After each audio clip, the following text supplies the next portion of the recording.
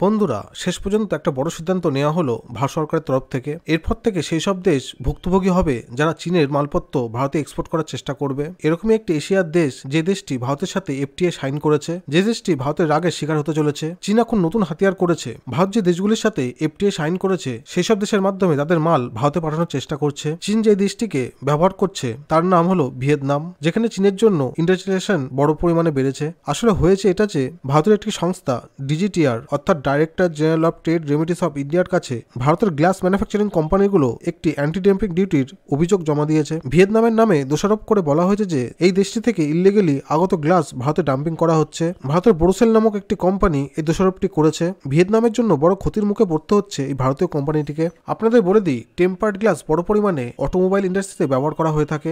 এছাড়াও mobile phone, bullet proof কাঁচ, micro oven, রেফ্রিজারেটরে tempered glass ব্যবহার করা হয়। 2022-এর একটি রিপোর্ট অনুসারে ভারত $3.5 বিলিয়ন টেম্পার্ড গ্লাস প্রত্যেক বছর বাইরে থেকে ইম্পোর্ট করত।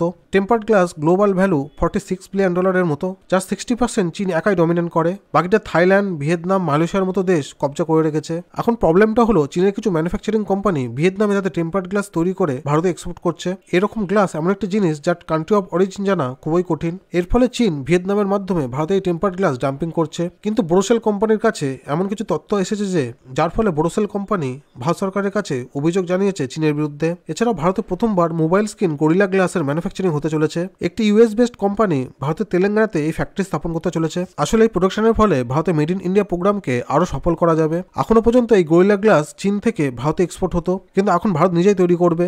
ভিয়েতনাম যে ভারতে টেম্পার্ড গ্লাস ডাম্পিং করছে এর উপর এখনো তদন্ত করা বাকি আছে। এতে এখনো 6 মাস সময় লাগতে পারে। এই সময়ের মধ্যে ডাম্পিং এখনো চালু থাকবে। ভারতের কিছু অসাধু ব্যবসায়ীরা তাদের মোটা অঙ্কের লাভের জন্য এই ধরনের টেম্পার্ড গ্লাস ভিয়েতনামের থেকে ইম্পোর্ট করছে। তো বন্ধুরা, অদূর ভবিষ্যতে টেম্পার্ড গ্লাস উৎপাদনে ভারত কি আত্মনির্ভর হতে পারবে? আপনাদের কি মতামত কমেন্ট বক্সে লিখে জানান। ভিডিওটি ভালো লাগলে লাইক শেয়ার ও সাবস্ক্রাইব করবেন। জয় হিন্দ।